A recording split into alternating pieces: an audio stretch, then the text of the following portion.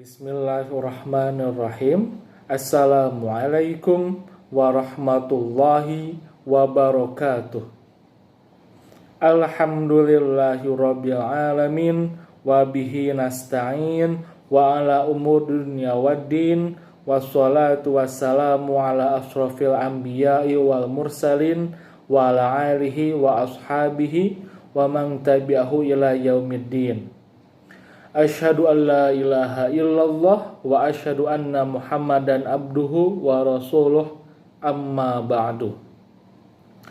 Perkenalkan, nama saya Rasihul Khair Nur Fauzan, asal dari Bandung, lebih tepatnya di Bandung Timur, Cibiru.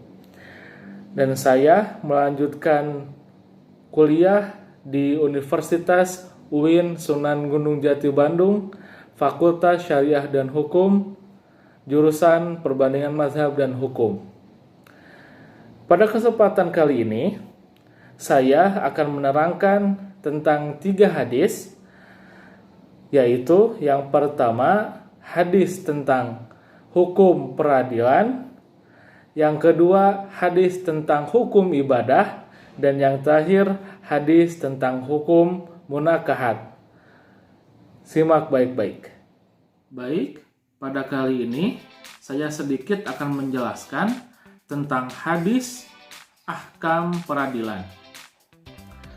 Hadisnya adalah An Amri ibnu As radhiyallahu anhu qala idza hakamal hakim fajtahada fa asaba falahu ajrani wa idza hakamal hakim fajtahada fa akhta'a falahu ajrun, rawahu muttafaqun alaih.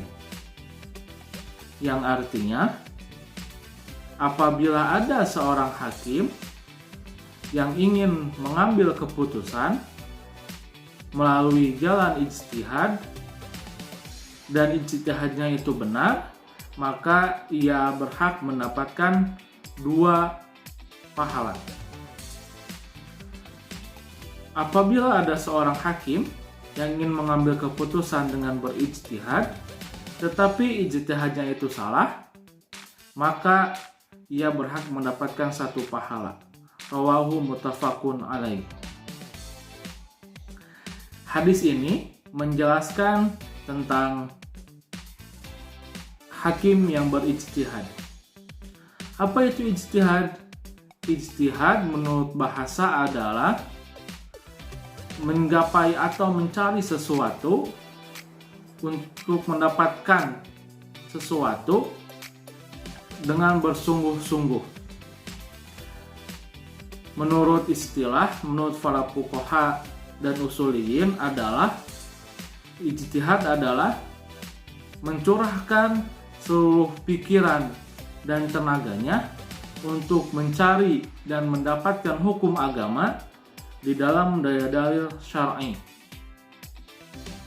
Seperti yang kita ketahui, bahwasannya di setiap perkara atau peristiwa pasti ada hukumnya.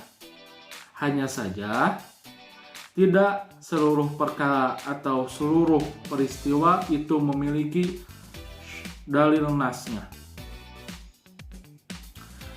Apabila peristiwa telah memiliki nas, maka nas ini diteliti terlebih dahulu. Dalil ini qat'iyyud dalalah atau masih zonni. Dan apabila suatu perkara ini nasnya sudah qat'iyyud dalalah, ditentukan dulu ini dalil untuk umum atau untuk pengkhususan. Maka dari itu, atas dasar inilah mendorong para mujtahidin untuk berijtihad untuk menemukan maksud dan hukum agama dari dalil syara' ini. Ada suatu riwayat yang menjelaskan pada zaman dahulu, pada zaman Nabi Daud alaihissalam dan Nabi Sulaiman alaihissalam, hiduplah dua orang. Yang pertama adalah seorang petani dan yang kedua adalah seorang pengembala. Pada suatu hari mereka berdua ini mengadu kepada Nabi Daud karena si petani ini merasa dirugikan bahwasannya ladang ini telah dihancurkan oleh beberapa kambing yang ternyata pemilik kambing ini adalah si pengembala ini. Maka Nabi Daud memutuskan kambing yang tadi merusak ladang pemilik petani ini diserahkan kepada petani. Dan dua orang ini pun mendatangi Nabi Sulaiman dan mengadukan perihal perkara ini. Maka Nabi Sulaiman pun memberi keputusan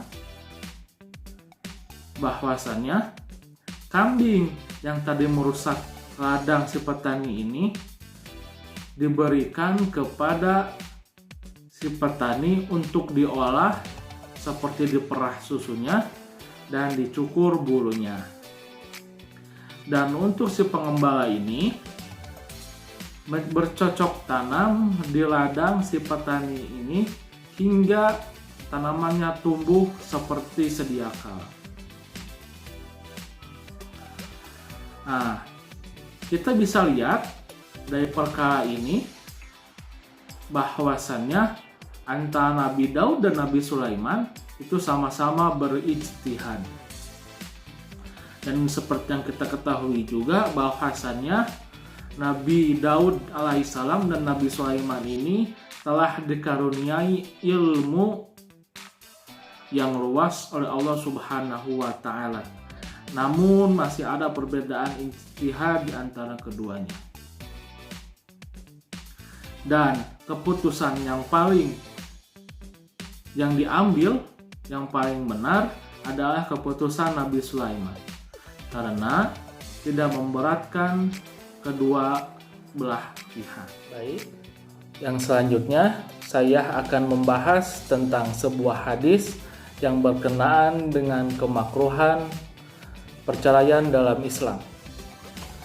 An Ibnu Umar radhiyallahu anhu qala anna Rasulullah sallallahu alaihi wasallam qala abghadha halalu ilallahi azza wa jalla talaqan.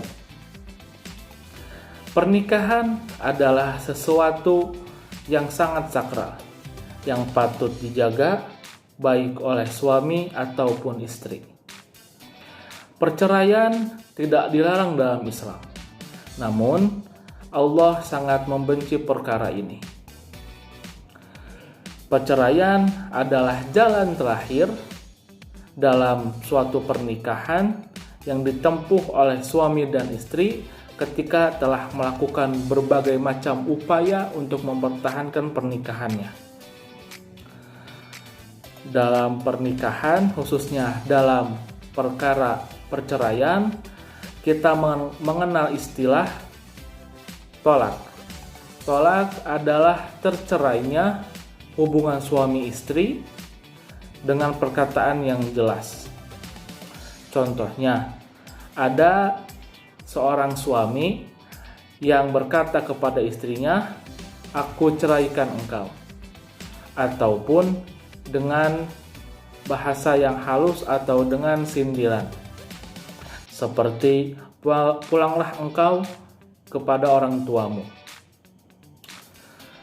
Tolak di sini bisa menjadi wajib ketika seorang suami yang sudah tidak tahan akan kemadharatan istrinya yang berbuat jahat.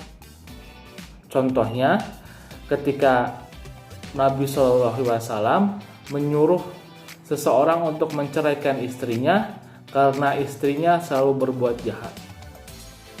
Namun, tolak pun di sini bisa menjadi haram karena yang pertama membawa kemadharatan bagi salah satu kepada suami atau kepada istri dan tidak menimbulkan manfaat bagi keduanya. Selanjutnya, saya akan menjelaskan tentang hadis hukum ibadah. Hadis ini dari Aisyah radhiyallahu anha yang menjelaskan tentang orang-orang yang belum mendapatkan kewajiban untuk beribadah. Yang bunyinya, An Aisyah radhiyallahu anha qala Nabi sallallahu alaihi wasallam rufi'al qalamu ala salasatin wa 'anin naimi hatta yastayqidha wa 'anis sabiyyi hatta yahtamila wa 'anil jununi hatta yufiqa. Hadis rawahu Ahmad. Hadis ini menerangkan bahwasannya segala bentuk hukum-hukum syar'i maupun itu sunnah ataupun wajib itu tidak berlaku bagi orang-orang yang di bawah umur dan orang-orang yang kehilangan akal sehatnya. Hukum-hukum syar'i, fardu maupun sunnah berlaku atau dibebankan bagi orang-orang yang telah cukup umur dan memiliki akal sehat. Orang tertidur dikategorikan sebagai orang yang tidak memiliki akal, karena ketika kita sedang dalam posisi tertidur, maka akal sehat kita tidak berfungsi. Untuk yang mati suri atau yang sering kita sebut dengan pingsan, para fuqaha dan para ulama masih berdebat berbeda pendapat tentang hukum ini. Baik, dengan telah terbacanya 3 hadis, yang pertama hadis tentang peradilan, yang kedua hadis tentang munakahat, dan yang ketiga adalah hadis tentang ibadah, maka berakhir pula video ini. Sebelum saya tutup, saya ingin mengucapkan beribu-ribu kata maaf apabila ada salah kata dan penjelasan saya kurang jelas, karena sesungguhnya yang memiliki kesempurnaan itu hanyalah Allah Subhanahu wa Ta'ala. Sekian, akhirul kalam, wabillahi taufiq wal hidayah, wa wal inayah. Wassalamualaikum warahmatullahi wabarakatuh.